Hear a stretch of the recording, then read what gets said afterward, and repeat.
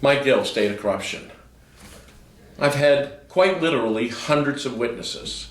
I've had 5 state troopers talk about auto fare and drug dealers, and they get intimidated and frightened.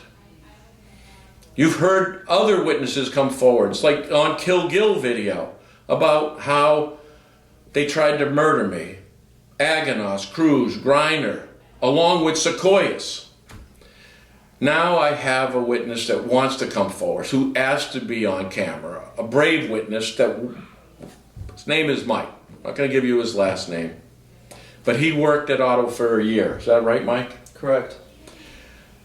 And during his time in Auto Fair, he recognized that multiple salesmen were selling drugs. Correct. And you're saying management knew all about it. They had to have. And what it is also going to tell you, what you also heard, was that they were stealing money as far as in financing of cars. You have said the same thing, how they would explain that, Mike, as far as with the interest rates. What would happen? Let's say you're a customer going into Auto Fair, any customer today. You'll sit down, they'll start the process with you, whatever it is. I haven't been there for a little while, so they've changed it. They have to change it a lot to keep it current and hidden.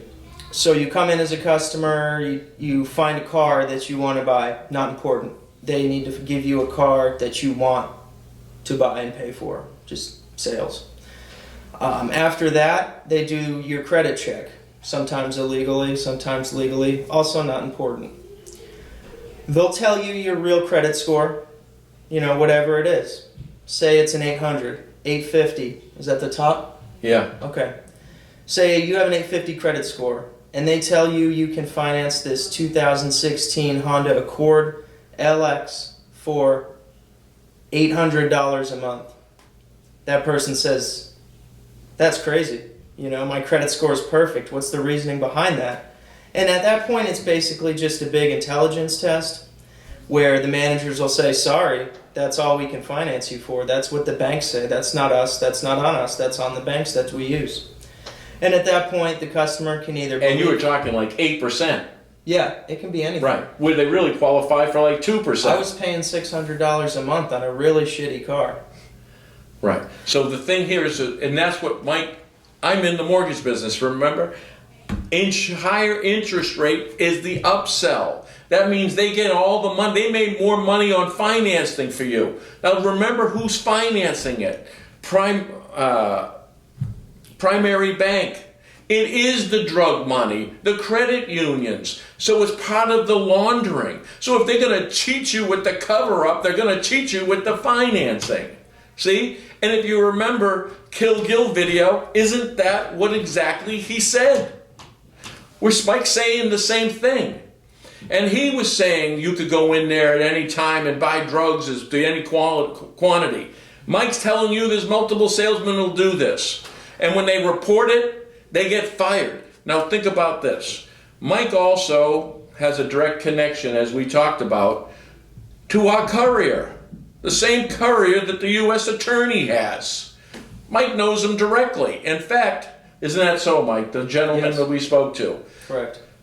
They worked out of the same place. That courier, if you remembered, opened the trunk to find drugs and money. This is the same courier the U.S. Attorney didn't even want to know his name. Well, Mike does. And that same courier introduced you to a drug dealer. Yes. And what did that drug dealer tell you? That the sale of drugs in Manchester, the drug and subject in this situation was cocaine, is in control by Andy Cruz. Called him a drug kingpin. What am I telling you? How many more witnesses that have to come forward before we can investigate? This is the laundering. And this is what happens. When you go to say something, right, you get fired. I got fired. And then what do they have you do when they fire you? They have you sign just a document that really holds no legal value that says it is illegal for me as a former employee of Auto Fair Honda to expose their business practices to anyone. Right. Now, I can't tell you how many times I've heard that from the same people who are calling me. And every time they ask questions or catch them, even the courier, by opening up the trunk, he got threatened. And you know he got fired too, and he would never tell you why he got fired. He would be very awkward about why and get nervous. This is why.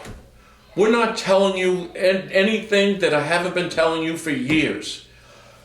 And I'll tell you, even with Mike, we talked about not doing the video because I'm concerned about you. I am concerned about all these witnesses.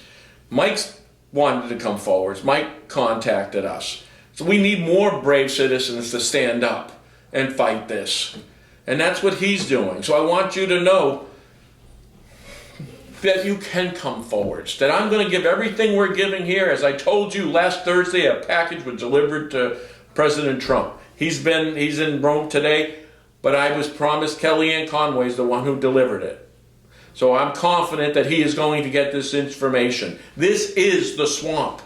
And this is good people coming forwards. Now, Mike, did I tell you were risking your life? Yes. And he is, as I was, and have been. So I don't want, you haven't seen me come with many witnesses forward like this. It's the witnesses that want to come forwards themselves. One last thing. Mike, you've been having visitors at the apartment. Yep. How many guys showed up the other day? 6. And they were what, all on motorcycles? Yep. And they were threatening you to shut up. A few of them, yeah. They don't want you talking to me. Nope. So I want you to know, something happens to Mike,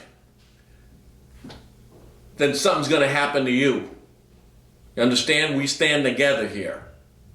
And Mike's informed if anybody threatens you or anything, the first number you call is me. Correct. So I want the people out there to know is that we need to protect Mike. We need to protect witnesses that are coming forwards. The courts aren't doing it. The cops aren't doing it. We've got to do it. And I'm here to stand. We stand together. All right, Mike Gill, State of Corruption.